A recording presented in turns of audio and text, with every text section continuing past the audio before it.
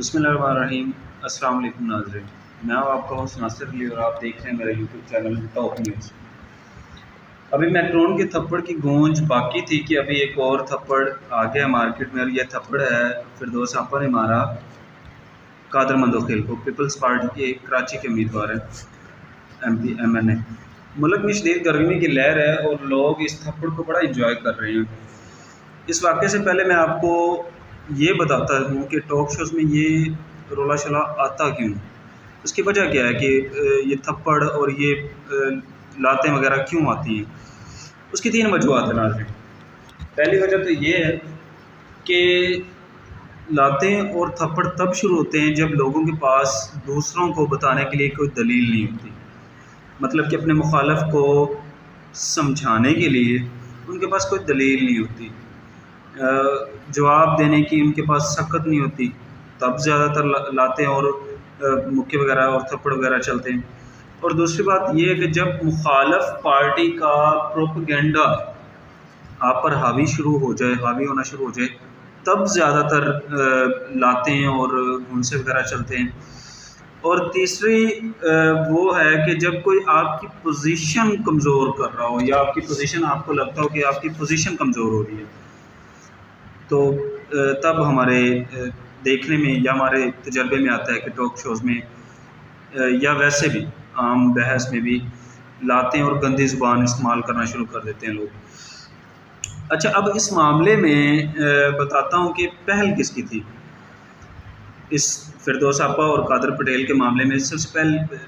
غلطی کس کی تھی؟ یہ ویسے غلطی تو آپ پہ ہی چھوڑتا ہوں، آپ نے بتانا کہ کس کی غلطی تھی۔ ایکسپریس نیوز کی رپورٹ کے مطابق جہاں پر یہ لڑائی ہوئی ہے وہ ایکسپریس نیوز چینل تھا، اس کی رپورٹ کے مطابق بجٹ کی وجہ سے بحث بہت ہی زیادہ ایشوز پر تھی، بہت ہی جو ابھی حالیہ کل بجٹ آئے گا، جب آپ یہ ویڈیو دیکھ رہے ہوں گے تو بجٹ آ رہا ہوگا، تو اس کی وجہ سے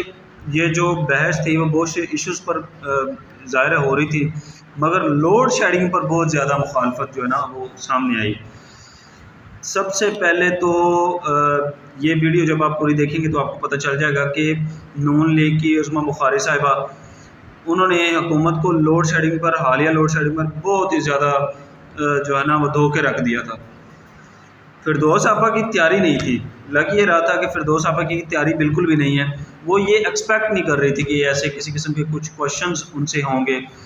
تو ظاہر سی بات ہے کہ ان کے جواب بھی ایسے ہی تھے، تو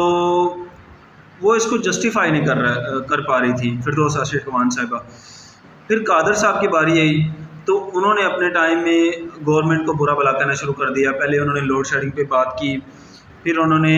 حکومت کی دھلائی شروع کر دی کہ انہوں نے مطلب کہ مختلف ایشوز پہ ان کے